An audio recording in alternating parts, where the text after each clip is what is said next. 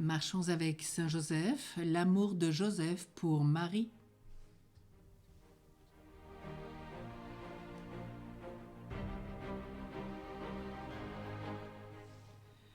Représentons-nous cette belle scène dont parlent les historiens de la Sainte Vierge.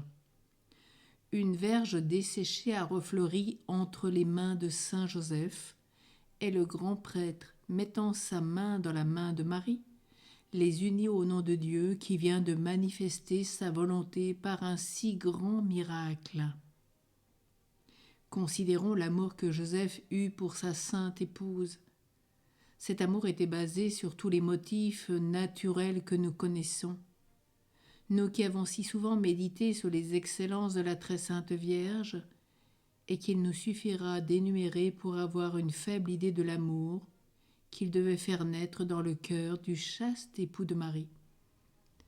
Sans parler de la beauté virginale de ce lys d'Israël, il faut surtout remarquer avec saint Alphonse que Marie était la créature la plus aimable, la plus douce, la plus pure, la plus obéissante qui ait jamais paru sur la terre.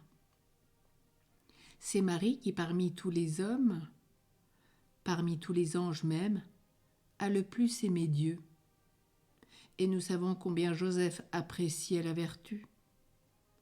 En la voyant éclater avec une telle magnificence au mari, il sentait son amour s'augmenter à chaque instant envers celle dont le ciel l'avait constitué l'époux et le gardien.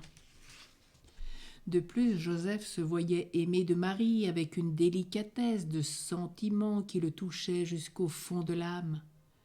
Car assurément, après Jésus, Joseph était le plus cher des affections de la Sainte Vierge. Elle chérissait son époux plus que toutes les créatures.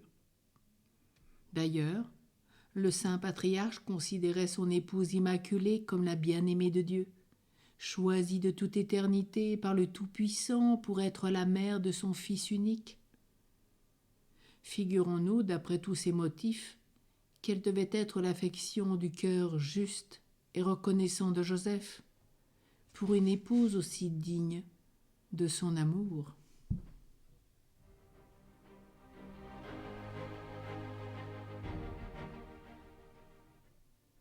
Peut-être aujourd'hui, comme résolution, on pourrait offrir nos prières envers la Vierge Marie, en union avec les sentiments de Joseph envers elle. Et comme bouquet spirituel, on pourrait retenir Matthieu 1,16, Joseph, l'époux de Marie.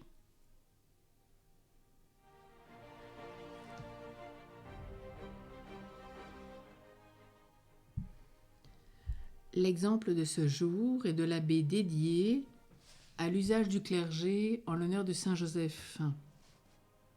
Il nous parle de la première église dédiée à Saint Joseph.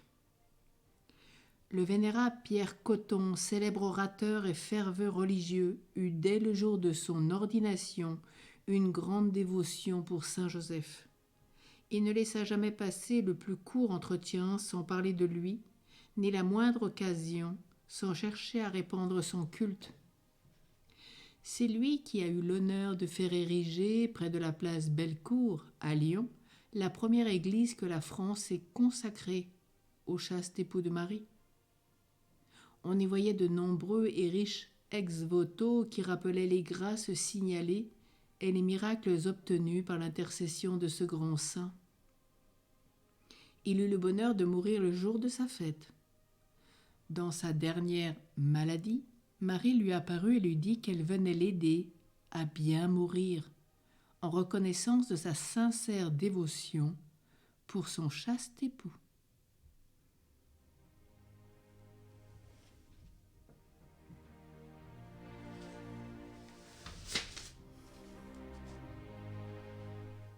Prions.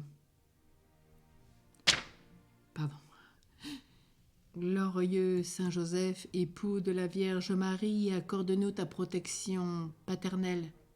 Nous t'en supplions par le cœur de Jésus. Ô toi dont la puissance s'étend à tous nos besoins et qui sait rendre possibles les choses les plus impossibles, ouvre tes yeux de père sur les intérêts de tes enfants.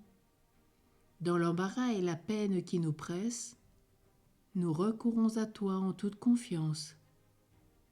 Daigne prendre sous ta charitable conduite cette affaire importante et difficile, cause de nos inquiétudes.